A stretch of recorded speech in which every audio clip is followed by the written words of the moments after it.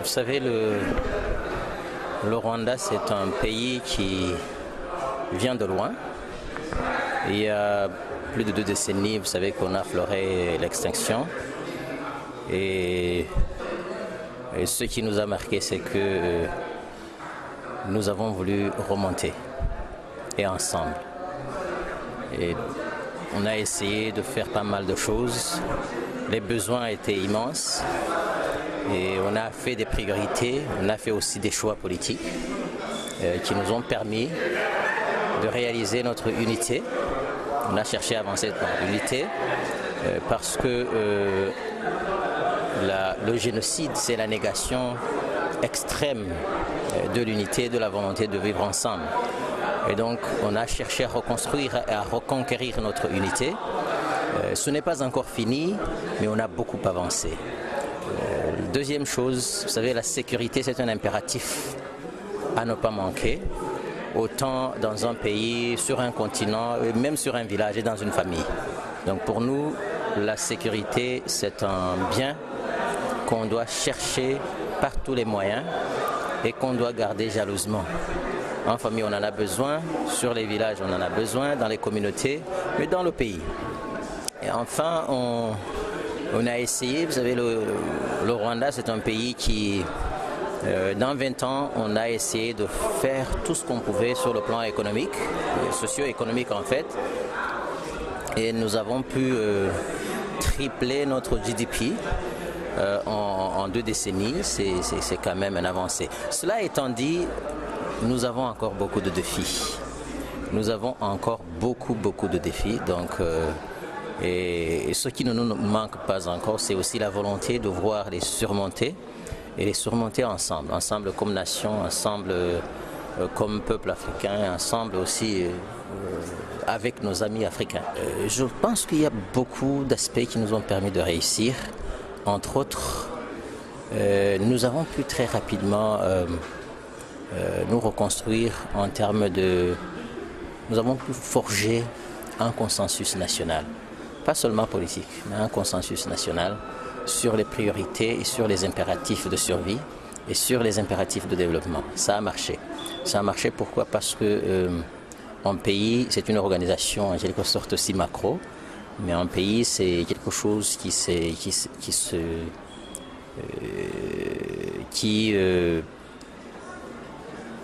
construit, qui se développe, qui se tient sur une organisation politique,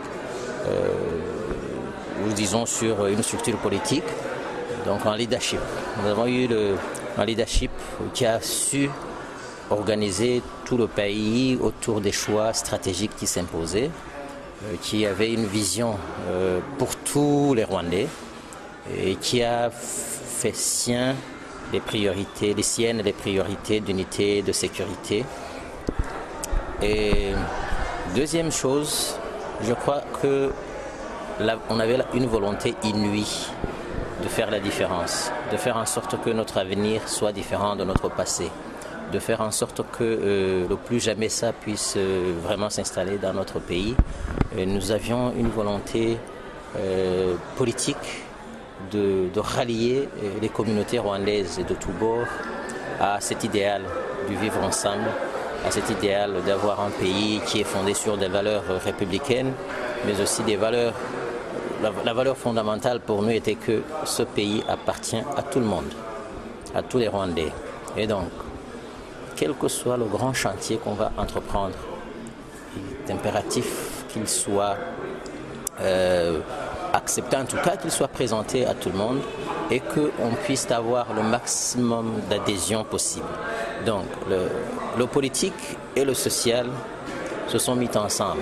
Donc, on a réduit l'espace qui est souvent observé, qu'on a le leadership qui est très en haut et le bas peuple qui est en bas, et on sent cette déconnexion. Et le Rwanda a essayé en fait de réduire, si vous voulez, de prendre l'espace politique et le distribuer aux communautés sociales. Et ça a permis de mettre ensemble tout le pays. Je pense que ça, ce sont les ingrédients. Mais sinon, le consensus politique a été fondamental. Donc toute la classe politique, Mais on est allé au-delà du consensus politique. À mon avis, on est allé aussi vers le consensus social, qui ne veut pas dire que chaque Rwandais est du même avis, si vous voulez, mais ça veut dire qu'il y a une très grande majorité, il y a une base une base sociale très large d'adhésion à l'agenda de développement et au programme de développement. Et évidemment, il y a aussi fixé certaines priorités que je ne veux pas vous énumérer ici, mais ces priorités qu'on a essayé au fil des temps de mettre en exécution. Et aussi, on a essayé d'aller au-delà du discours. Au-delà du discours, ça veut dire si on se fixe un agenda, si bon qu'il soit, un programme politique, il peut être super magnifique. Mais s'il est bon que sur le papier, ça ne fait pas de différence.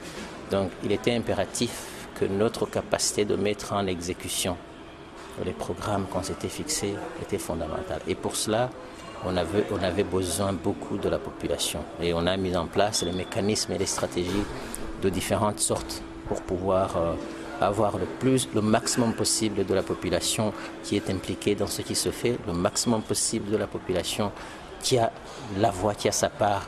Et on a essayé d'innover, d'inventer, d'envahir notre culture pour y chercher aussi des réponses à nos problèmes actuels. Bien sûr, cela suppose qu'on devait faire des réadaptations de quelques références culturelles qui, si elles étaient d'actualité il y a 100 ans, aujourd'hui il faut en fait les remettre à niveau, quoi. Les difficultés, on en a aussi aujourd'hui. Les difficultés, ça fait partie du commun.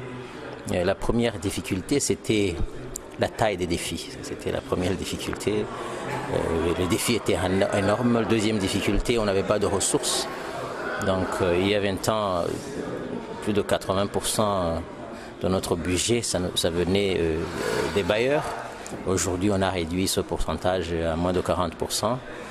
Il y avait des difficultés de la destruction du socle social. Il y avait des difficultés de sécurité sur le plan interne et sur le plan extérieur. Nous avions des difficultés de faire face. Quand on réinventait en quelque sorte la nation, le Rwanda, on se heurtait à cette opinion qui ne voulait pas qu'on y aille ou qui voulait réinventer autrement le pays. Et donc, il y avait des difficultés de tous bords. Il y avait aussi certaines difficultés internes.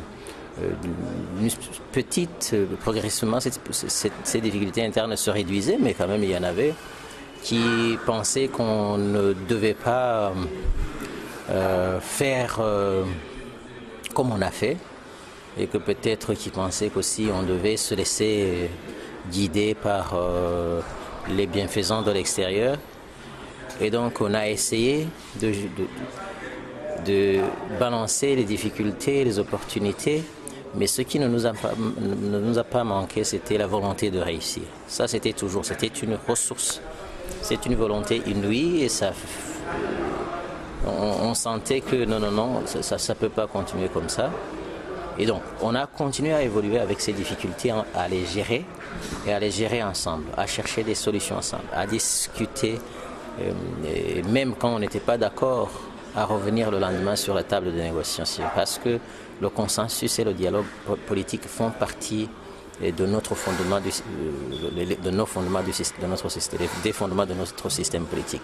Donc c'est quelque chose sur quoi on passe beaucoup de temps, et c'est quelque chose qu'on ne voudrait pas que ce soit seulement un dialogue entre la classe politique.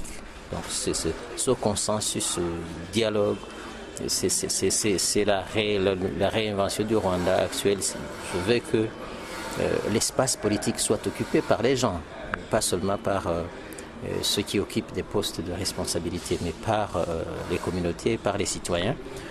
Et quand cela est fait, ça permet de générer des forces incroyables pour le développement. Je pense que comme nous avons fait, nous aussi, notre meilleure école était nous-mêmes, c'était le Rwanda. Donc, je pense que les Togolais savent probablement mieux ce qui peut être mieux pour eux, mais ce que nous pouvons, c'est de partager nos expériences. Nous ne sommes pas ici en donneur de leçons, Nous sommes ici en amis, en frères africains qui viennent partager les expériences du Rwanda, quitte à ce que les Togolais eux-mêmes vont se chercher des voies et moyens pour résoudre leurs problèmes. Parce que le Rwanda et le Togo, il est vrai, nous sommes deux pays amis, nous sommes deux pays africains, mais nous avons des similitudes et des différences. Et donc, on ne peut pas faire un copier-coller. Mais nos expériences, ce que je peux dire, c'est que 3 éléments ont permis au Rwanda de faire la différence. La première, c'est qu'on a fait la plus grande priorité des priorités, c'est qu'on a cherché à forger notre vivre ensemble. L'unité n'a pas de prix, il faut y aller au maximum et elle n'est jamais sans défi. Il y a des défis, mais il faut chercher à les surmonter toujours et toujours. Deuxième impératif, c'est qu'on a dit, quand on n'a pas de sécurité, on ne peut pas penser autre chose. Il n'y a pas de développement, il n'y a pas d'unité, il n'y a pas de progrès, il n'y a pas d'éducation. C'est vraiment la sécurité, c'est la base. Donc on a cherché. Troisièmement, on s'est dit, quoi que l'on fasse, on le fait pour et avec la population. Donc il faut chercher des voies et moyens pour pouvoir avancer ensemble.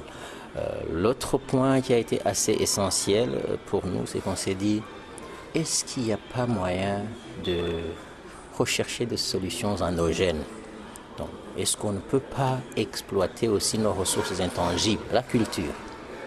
N'avons-nous pas des références culturelles? Est-ce qu'on ne peut pas chercher des solutions à nos problèmes en regardant à l'intérieur, en fixant nos amis, bailleurs et compagnie? Donc ça a été un facteur très déterminant de se dire, quand on n'a pas un problème, oui, on peut évidemment tendre la main à des amis, leur demander un soutien ou se référer aux autres expériences, mais à la fin du compte, c'est nous-mêmes. Donc les solutions endogènes, les réponses internes aux problèmes internes, ça a été une perspective assez importante. Évidemment, le Rwanda, c'est un pays ouvert. Nous sommes très ouverts au monde. Tout ce que nous faisons, même quand on se dit on cherche des problèmes internes, enfin des solutions internes aux problèmes internes, mais on est resté un des pays les plus ouverts. Donc on se dit, nous sommes un pays cosmopolite, il faut le continuer, il faut qu'on soit ouvert à notre région, à notre continent et à la communauté globale. Donc je pense que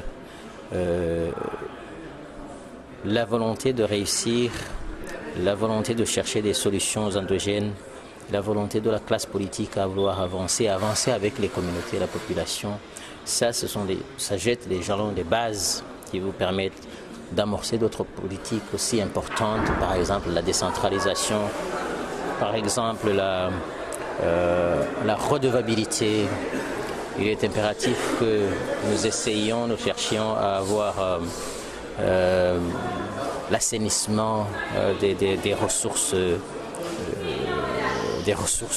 nationales. Il faut qu'on ait des politiques qui permettent à ce que le patrimoine national, les ressources nationales soient bien gérées à l'intérêt de tous. Donc ça, ce sont des mécanismes qu'on met en place une fois qu'on a jeté les jalons, les bases préliminaires, enfin je dirais les principes fondateurs pour une nation moderne, une nation qui appartient à tous. Encore une fois, je n'oserais pas vous formuler des recommandations parce qu'on n'a pas de recette.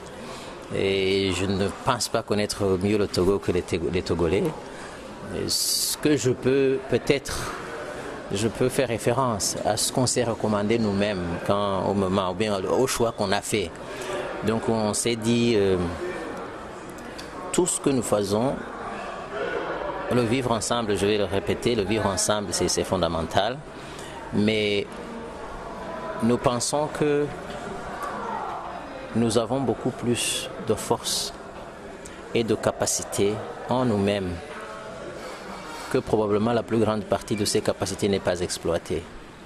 Des capacités à être créatifs, des capacités à pouvoir surmonter les problèmes énormes que nous pensons qu'ils sont énormes, mais en fait en nous il y a de l'énergie, il y a la force, il y a du potentiel peut-être beaucoup plus important que ces défis. Donc un projet de société qui est viable, c'est celui qui va rallier le plus de gens. Donc la classe politique qui est capable d'amorcer un changement plausible et durable pour un pays en sous-développement comme les nôtres, c'est celle qui peut se mettre ensemble pour forger un projet justement de société collectif. Donc le consensus politique n'est pas une lâcheté, c'est un courage extraordinaire.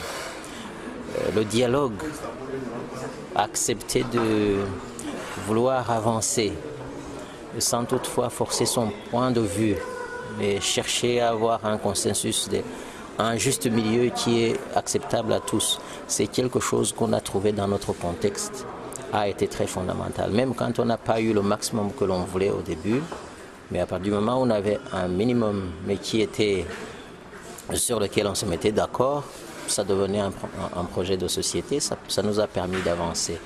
Je ne connais pas les priorités du Togo, mais je sais que comme pays africain, comme pays ami, et puis aussi l'autre chose, c'est qu'une fois qu'on a choisi un projet de société, il faut le mettre en exécution. Donc, jusqu'où et comment, avec quelle rapidité on va le faire, ça c'est ça qu'il faut voir. Mais le vivre ensemble, la sécurité, la redevabilité et l'avancée, faire avec la population, rallier le plus de gens à l'agenda de développement, voilà ce qui pour le Rwanda a permis de probablement avancer et probablement avancer avec je dirais avec courage et ténacité.